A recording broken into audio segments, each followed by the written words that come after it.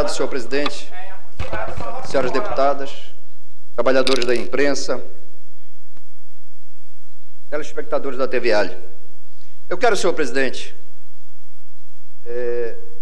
nesta manhã de terça-feira, parabenizar Vossa Excelência pela iniciativa e pelo belo trabalho da Comissão de Defesa do Consumidor de possibilitar em que a população, através desta comissão, busque os seus direitos e, com isso, ter não só a expectativa, mas a solução de resolver os seus problemas. E, senhor presidente, ao falar isso, eu não tenho dúvida que a questão da água é um problema muito sério, mas Vossa Excelência tem acompanhado de perto o problema dos planos de saúde.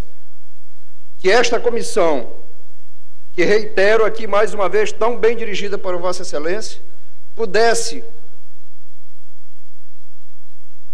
ao fazer a comunicação à população, para orientar no resgate dos recursos indenizatórios que estão pagando indevidamente, sendo que boa parte da população se utiliza dos planos de saúde e não conseguem ter o atendimento. Mas, meus senhores, minhas senhoras, no dia de hoje,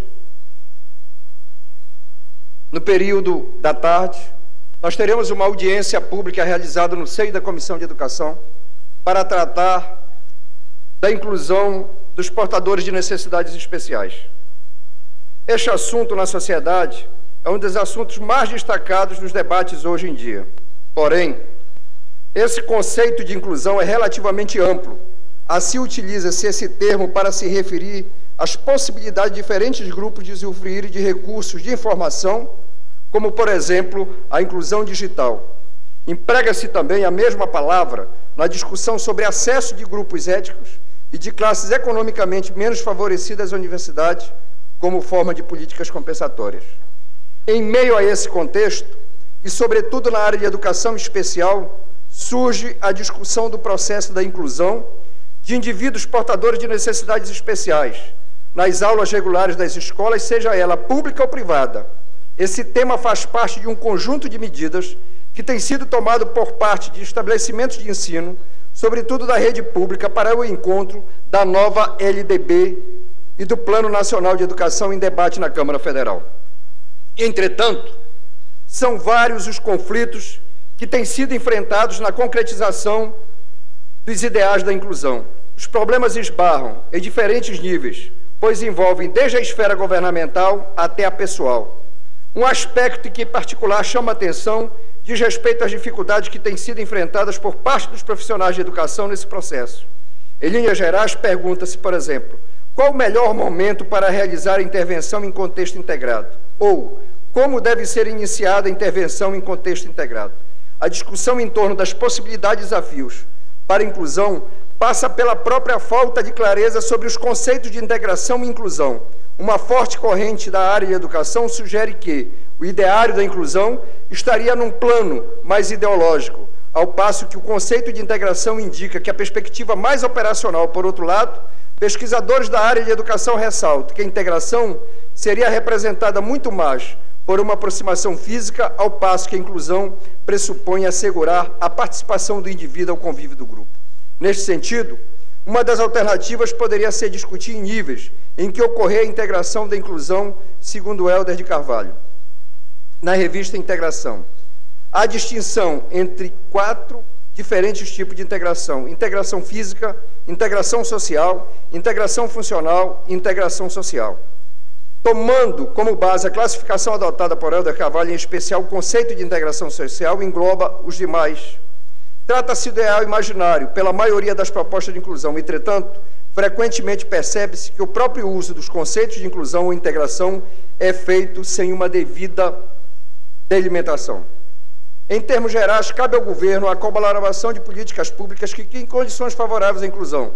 Nos últimos 10 anos foram criadas inúmeras ações para incentivar este processo, que têm sido adotadas tanto em nível municipal, como estadual, como federal. E aí eu gostaria, senhor presidente, de elencar algumas delas. a contratação de profissionais especializados para atuação no segmento de educação especial e educação inclusiva, a reserva de assentos preferenciais no meio de transporte público, a implantação de semáforos com sonorização para indivíduos portadores de deficiência visual, o treinamento de cães de guia por meio de projetos especiais e a concessão de escolha prioritária de imóveis em conjuntos habitacionais e a concessão de linha de crédito para aquisição de casa própria. Mas eu gostaria de ressaltar que, hoje, nós precisamos de ter um esforço coletivo da sociedade no sentido de garantir o acesso de portadores de deficiência à escola. E eu me refiro não só ao acesso físico, mas eu me refiro ao acesso na sua totalidade. Porque, se não vejamos, nós não temos sinalização em braille, nós não temos comunicação neste sentido, deputada Conceição, para garantir que técnicos possam garantir a comunicação a esses portadores de deficiência áudio-aditivas. Nós não temos nas nossas escolas a devida estrutura física para que os portadores de mobilidade consigam ter acesso à escola. Então, nós precisamos ter uma reserva, uma quantitativo de livros e material didático pedagógico a esses portadores de deficiência. Nós precisamos ter técnicos treinados e nós precisamos ter a garantia de que as escolas públicas e as escolas particulares possam garantir o acesso desses portadores de deficiência. Nesse sentido, a par e passo do que determina a lei federal, eu estou entrando com um projeto de lei que estabelece norma que assegure o pleno exercício dos direitos individuais das pessoas portadoras de necessidades especiais com reconhecimento dos seus direitos nas escolas do Estado do Amazonas.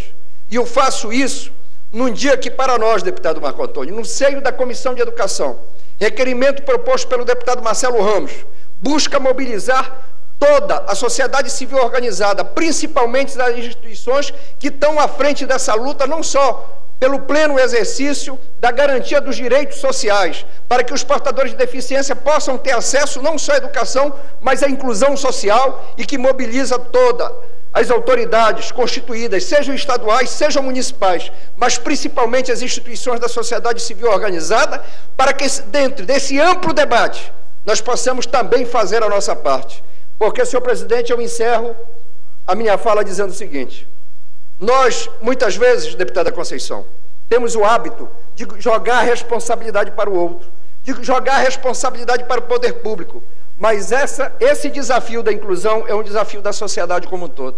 Se não vejamos, nós não temos a possibilidade de acesso às casas de show, às casas de evento, às casas de cultura, nós não temos uma cidade estruturada para isso, mas, pasmem, em alguns momentos, sequer em restaurantes, em comércios, em escolas, deputado Marco Antônio, nós não temos sequer estacionamento, quanto mais a garantia da vaga para o acesso, na sua totalidade, dos portadores de deficiência. E concluo, senhor presidente, algo aqui que foi relatado pelo líder do governo, deputado Sinésio Campos, que aqui mesmo nesta casa, aqui na Assembleia Legislativa, na Casa do Povo do Estado do Amazonas, ele veio à tribuna denunciar que a vaga no estacionamento, que era devidamente sinalizada para uso exclusivo do portador de deficiência, estava sendo usado indevidamente.